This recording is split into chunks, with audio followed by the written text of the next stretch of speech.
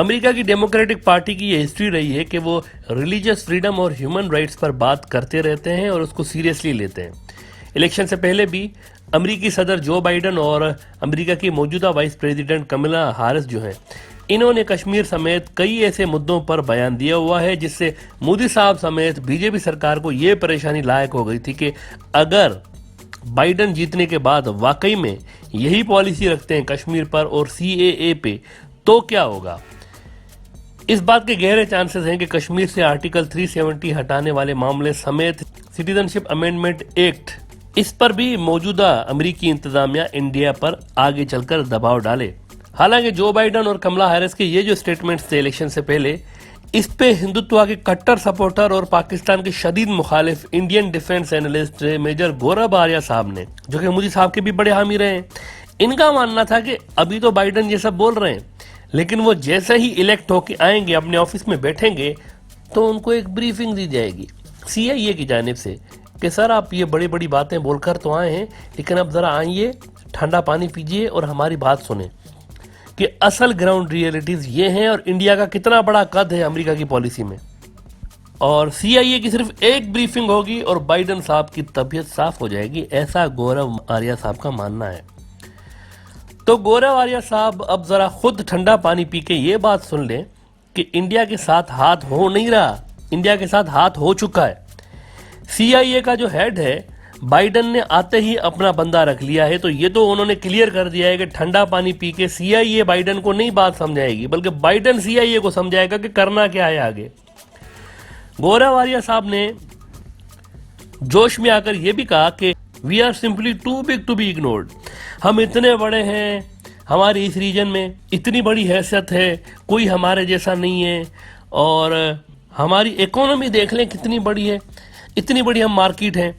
तो आर्या साहब ये बात भूल गए हैं कि जब वो ये सारी बातें कर रहे थे, तब उनकी इकोनॉमी इस रीजन की सबसे घटिया तरीन इकोनॉमी बन चुकी थी और आईएमएफ ने उसकी 10.3% से डिक्लाइन की प्रेडिक्शन कर रखी थी। जहां तक इंडिया की इतनी बड़ी मार्केट होने की बात है, तो जितने की परचेजिंग और वेपन्स की खरीदारी इंडिया रूस से कर रहा होता है, चीन उससे 10 गुना ज्यादा परचेजिंग कर रहा होता है रूस से। यानी चीन जो है वो रूस के लिए 10 गुना बड़ी मार्केट है। अगर इंडिया 1 रुपए की चीज लेता है तो चीन 10 रुपए की खरीद रहा होता है रशिया से। तो इंडिया की यह मार्केट रूस के लिए पीनट्स है अगर चीन और इंडिया का मुकाबला किया जाए। यानी अगर आप रूस बन के सोचें तो चीन आपको 10 रुपए का बिजनेस दे रहा है और इंडिया आपको सिर्फ 1 रुपए का बिजनेस दे रहा है। अमेरिका की बात करें तो अफगानिस्तान के अंदर आज भी अमेरिका इंडिया पे रिलाय नहीं कर रहा है, पाकिस्तान पे रिलाय कर रहा है।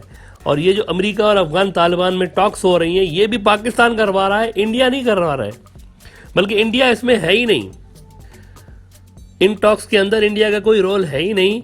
ऑफिशियली पाकिस्तान ने इंडिया को क्रिकेट का 12वां खिलाड़ी बना दिया हुआ है, जिसका काम सिर्फ ये है कि बाहर बैठकर मैच एंजॉय करे और जरूरत पड़ने पे कभी कभी आ जाए ग्राउंड के अंदर पानी वानी पिलाने। तो ये हाल पाकिस्तान ने अफगानिस्तान के अंदर बनाकर छोड़ा हुआ है इंडिया का। और अभी जो नए अमेरिकी डिफेंस सेक्रेटरी आए हैं, जनरल लॉयड ऑस्टिन, इन्होंने भी यही कहा हुआ है कि अफगानिस्तान के अंदर हमें पाकिस्तान की जरूरत है। इंडिया का नाम नहीं लिया उन्होंने, पाकिस्तान का नाम लिया हुआ है। अब जरा आप ये बताएं, ना रूस के पास इंडिया के लिए कोई जगह बनती है, वहां पर चीन बैठा हुआ है, उनकी मार्केट में, उनके डिफेंस सेक्टर में चीन बैठा हुआ है, सबसे ज्यादा परचेजिंग चीन कर रहा है।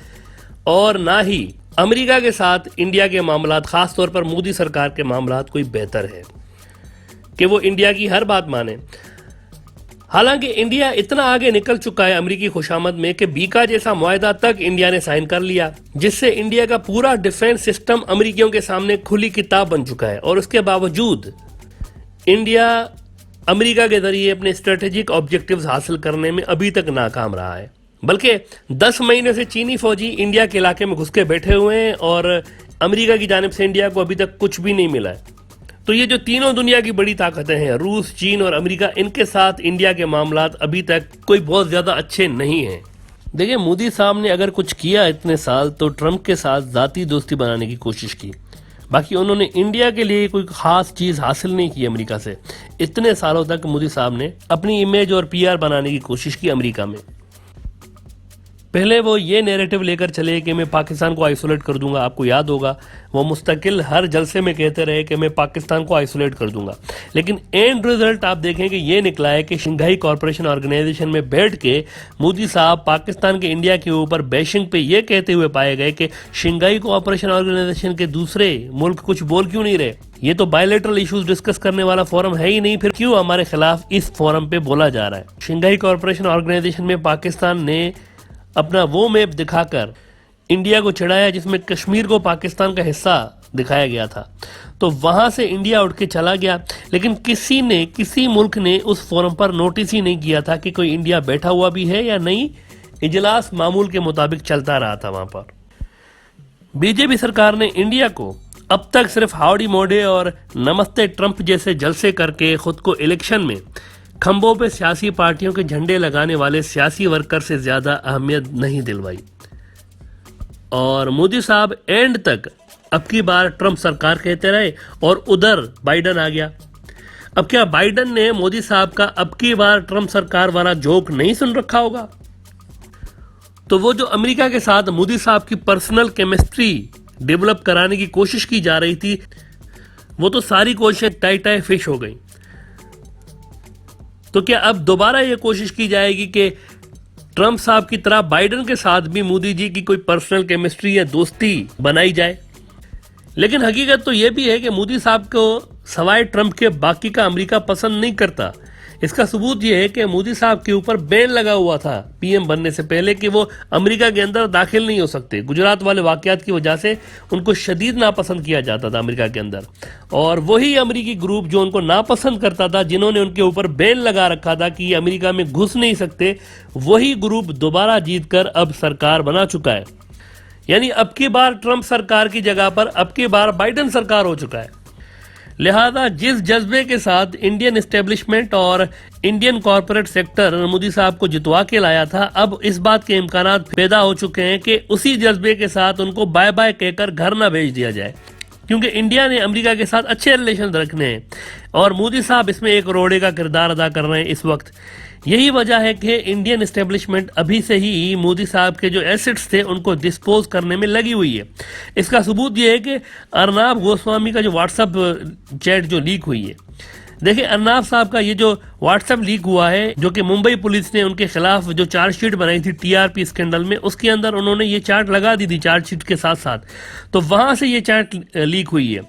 लेकिन व्हाट्सएप चैट तक एक्सेस पुलिस को होती ही नहीं है, ये इंटेलिजेंस इदारों के पास होती है, और इंटेलिजेंस इदारों का मतलब होता है एस्टेब्लिशमेंट या डीप स्टेट उस मुल्क की, उनके पास ये एक्सेस होती है। पुलिस के पास नहीं होती कि वो किसी के भी व्हाट्सएप में के अंदर घुस के और उसको देख सकेंगे क्या क्या बातें हो रही हैं।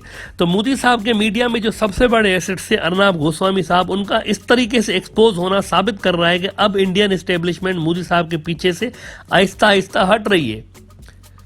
और उम्मीद इस बात की जा रही है कि किसानों वाले जो फार्म लॉज हैं वो, और सीएए और कश्मीर का जो आर्टिकल 370 है, इस समेत अहम जो इंसानी हकूक वाले मामलात हैं, इस पर अब बीजेपी सरकार के फैसलों पर रिव्यू किया जा सकता है इंडिया के अंदर, और इसमें इंडिया की डीप स्टेट मुकम्मल तौर पर मोदी साहब के खिलाफ जा सकती है।